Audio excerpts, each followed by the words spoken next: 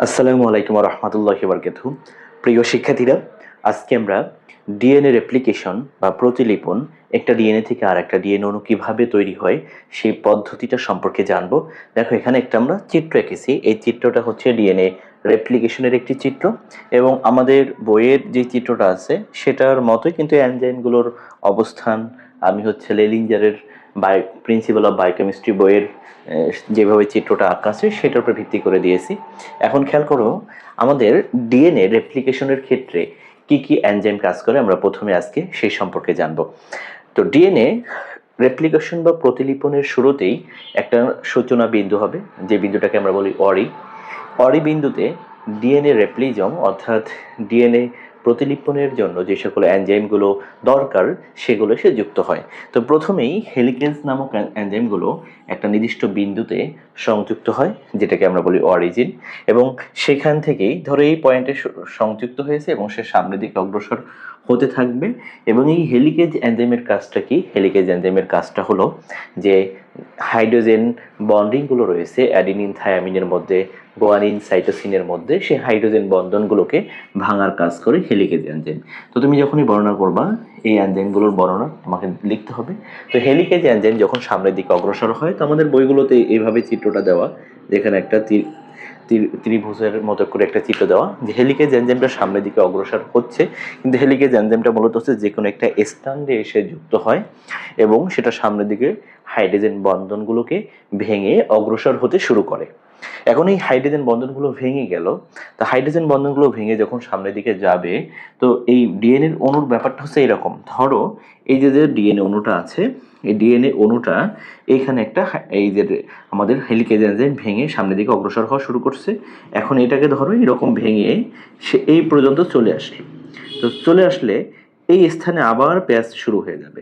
তো যাতে এই প্যাচ তৈরি না হতে পারে এর জন্য টোপো আইসোমারেজ এনজাইম এই ডিএনএ যে দুইটা স্ট্র্যান্ডের মধ্যে যাতে পুনরায় যাতে টুইস্টেড প্যাচ না তৈরি হয় সেইটাকে প্রতিরোধ করে হচ্ছে Toppo isomerase enzyme.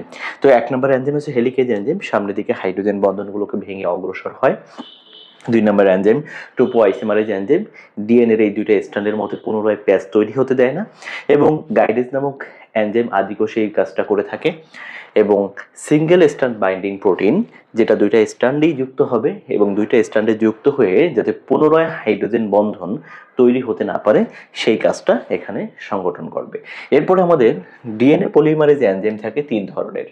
DNA polymerase enzyme 1, 2, 3।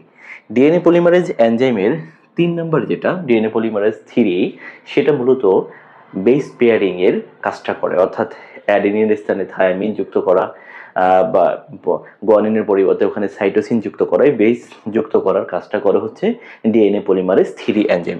এই এনজাইমটা সামনের দিকে অগ্রসর হবে। এখানে ধরো এটা হচ্ছে আমাদের 3', তাহলে 3' হলে এইখান থেকে এটা হচ্ছে 5', এবং এইখানে এই স্ট্যান্ডটাকে আমরা তাহলে বলতে পারি 5', তাহলে 3', এটা হচ্ছে 5', এই যে 3' অগ্রসর হচ্ছে, তাহলে এটা হচ্ছে উল্টো 5' থেকে 3', তাহলে এটা হচ্ছে আমাদের 5', এটা হচ্ছে 3'।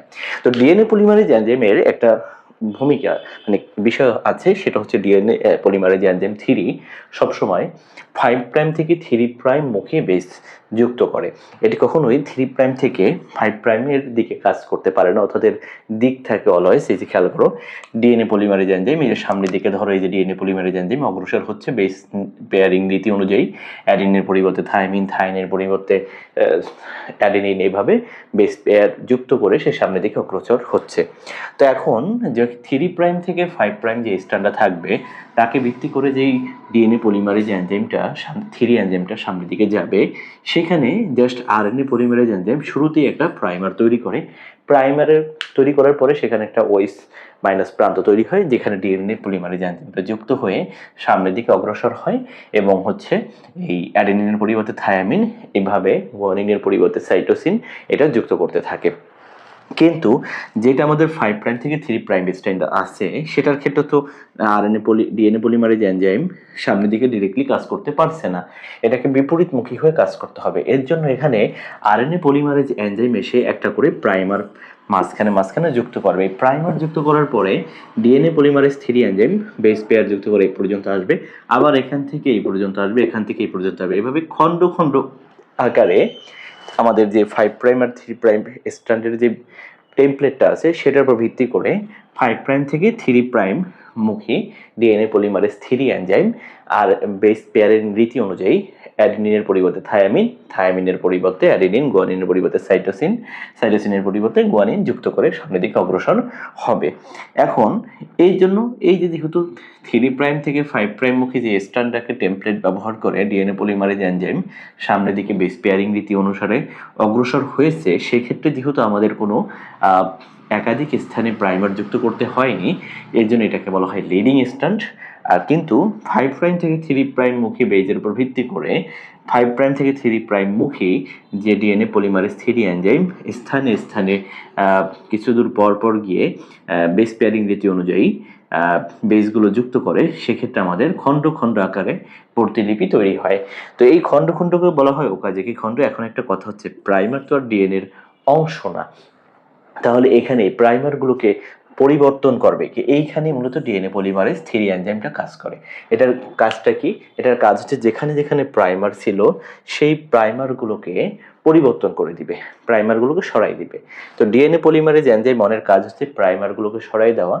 এবং ডিএনএ পলিমারেজ 2 এনজাইমের কাজটা কি? যদি কখনো কখনো অ্যাডিনের পরিবর্তে থায়ামিনকে যুক্ত না করে সাইটোসিনকে যুক্ত করে ফেলে, অর্থাৎ বেস পেয়ারিং এর নিয়মে ভুল হয়, তাহলে সেই ক্ষেত্রে ডিএনএ পলিমারেজ এনজাইম 2 এসে, এই যে ধরো এখানে একটা উদাহরণ নিয়েছি, অ্যাডিনের পরিবর্তে সাইটোসিন আছে, তাহলে সাইটোসিনকে যুক্ত না করে এখানে যুক্ত করবে কি? থায়ামিনকে। এই যে একটা বেসকে পরিবর্তন করে সঠিকটাকে স্থাপন করবে, এই কাজটাই করে হচ্ছে ডিএনএ পলিমারেজ এনজাইম 2। তো এখন এখানে আমরা প্রত্যেকটা এনজাইমের কাজগুলো কিন্তু জেনে গেলাম। হেলিগেজ এনজাইমের কাজ হচ্ছে হাইড্রোজেন বন্ধনগুলোকে ভেঙে সামনের দিকে অগ্রসর হওয়া। টোপো আইসোমারেজ এনজাইমের কাজ হচ্ছে এই ডিএনএর প্যাচটাকে পুনরায় তৈরি হতে দিবে না। সিঙ্গেল স্ট্র্যান্ড বাইন্ডিং প্রোটিনের কাজ হচ্ছে কি? যে হাইড্রোজেন বন্ধনগুলোকে পুনরায় হতে দিবে না। আরএনএ পলিমারেজ এনজাইমের কাজ হচ্ছে প্রাইমার তৈরি করা। সে লিডিং স্ট্র্যান্ডের ক্ষেত্রে একবার মাত্র প্রাইমার তৈরি করে, ল্যাগিং স্ট্র্যান্ডের ক্ষেত্রে অনেকগুলো প্রাইমার স্থানে স্থানে যুক্ত করে। তারপর ডিএনএ পলিমারেজ 3 এনজাইমগুলো প্রাইমারে এসে যুক্ত হয়ে সামনের দিকে অগ্রসর হওয়া শুরু করে এবং সে বেস পেয়ারিং রীতি অনুযায়ী নতুন একটা টেমপ্লেটের উপর ভিত্তি করে ছাঁচ হিসেবে রেখে নতুন একটা কি করে? ডিএনএ স্ট্র্যান্ড তৈরি করে। এবং এখানে যেই আরো দুইটা এনজাইম ডিএনএ পলিমারেজ 1 এবং 2, এটার ভূমিকা কি?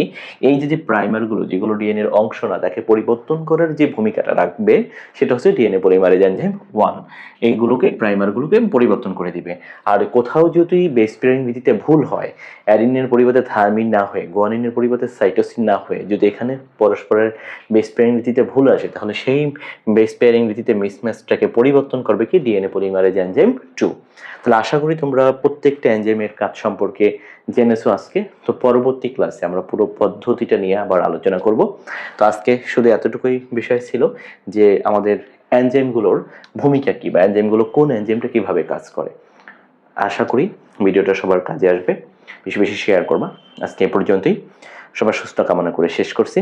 আসসালামু আলাইকুম ওয়া রাহমাতুল্লাহি ওয়া বারাকাতুহু।